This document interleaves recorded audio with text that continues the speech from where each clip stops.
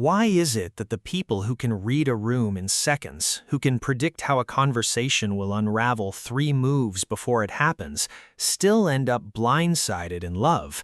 If you're the person who can solve complex problems at work before lunch but can't figure out why the same relationship pattern keeps repeating in your life, this one's for you. If you've ever been told you overthink everything and quietly wondered if maybe they're right, but also maybe they just don't get it, this one's for you too. Here's the thing nobody says out loud. Intelligence was never designed to help you love better. It was designed to help you survive, predict, and solve. Love doesn't run on logic. It runs on presence, on uncertainty, on letting yourself be unsolvable for a minute. And so a lot of brilliant people quietly struggle in this one area of life, not because something is wrong with them, but because the exact tools that make them exceptional everywhere else are the tools working against them here. By the end of this video, you'll understand exactly why this happens, and more importantly, what it actually takes to let love in without needing to figure it out first. 1. You analyze the relationship instead of feeling it. People think this means you're detached, cold even, like you're grading the relationship instead of living in it. Here's the truth. You analyze because you care so much that losing it feels unbearable, so your mind tries to get ahead of the pain. You're not a scientist standing outside the fishbowl. You're a lifeguard scanning the water because you already know how much it would hurt to watch someone drown. 2. You overthink every text, every tone, every pause. The misconception is that you're insecure, needy, spiraling for no reason, that you just need to relax. But you're not spiraling for no reason. You're pattern matching. Your brain is a search engine that never stops indexing.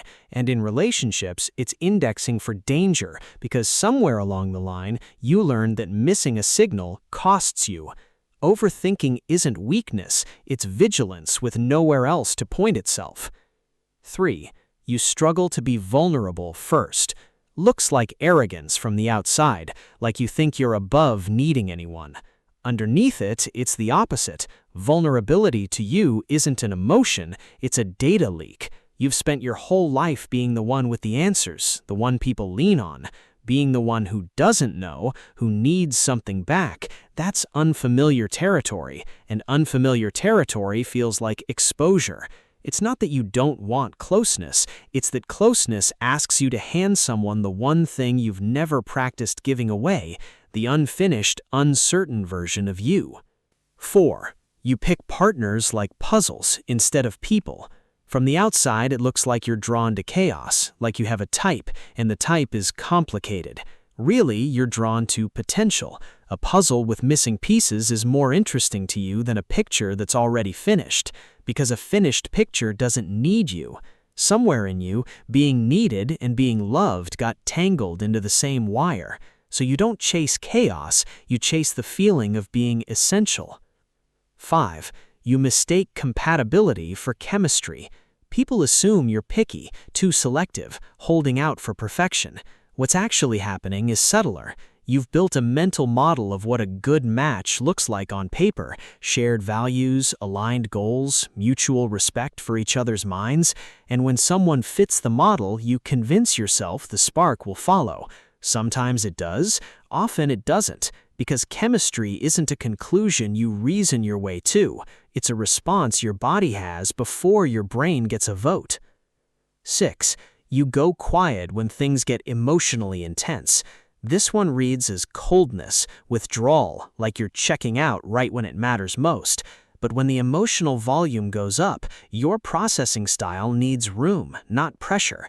You're not shutting the door, you're stepping into the next room to actually feel the thing instead of performing a reaction in real time. Silence for you is often the sound of something being taken seriously. So, is this permanent?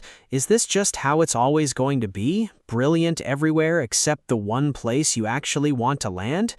No, none of this is a life sentence.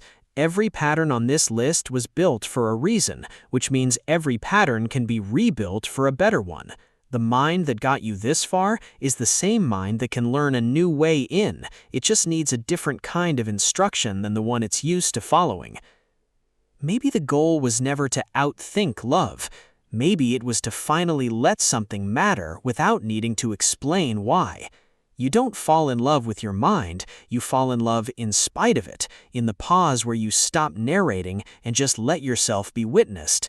That's the whole shift, really. Not becoming less intelligent, becoming willing to be unsolved in front of someone on purpose and trusting that they'll stay anyway.